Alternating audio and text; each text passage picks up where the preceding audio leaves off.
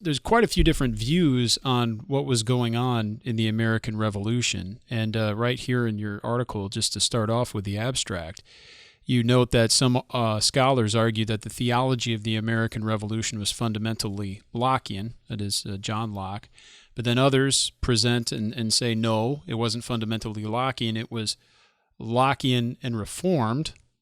And then there's a question of whether Locke can be harmonized with Reformed views. And then you present the idea that no, that we need to go even further with some more investigation to see the different threads of Reformed thought, whether Anglo or Continental, and how those compare.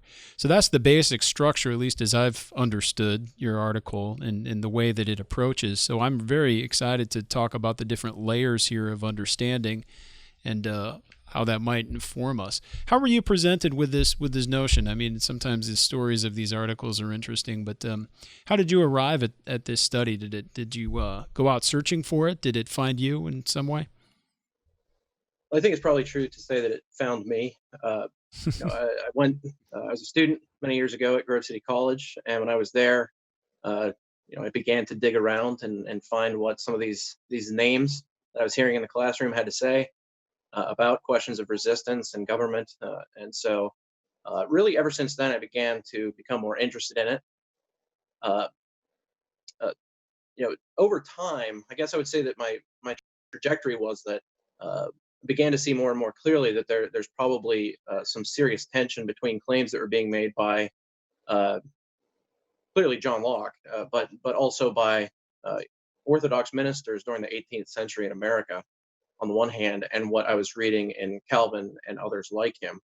So uh, that's really something that uh, not necessarily in this form, but it's something that had been in my mind for quite a while, and so it became pretty apparent just reading what people like Calvin and others had to say about these texts in the Bible, uh, that there's probably at least some problems with the way in which these texts were handled during the Mm-hmm. Revolutionary period. Um, for those listening, just I think a very basic statement of the thesis that I present in this article is that the American Revolution was influenced by Reformed Protestants, but perhaps not the most consistent of Reformed Protestants. Perhaps people who at times had been influenced by the political thinking of the age, which of course is a regular temptation for all of us. Mm-hmm. And furthermore, there's another tradition. You mentioned, Camden, my language of continental tradition.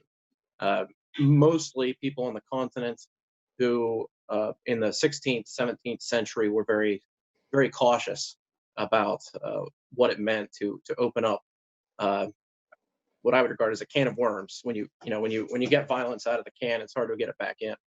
And so that is the prudential side of biblical arguments that were made, that it's not actually okay necessarily to do what eventually was recommended, for example, by the Declaration of Independence,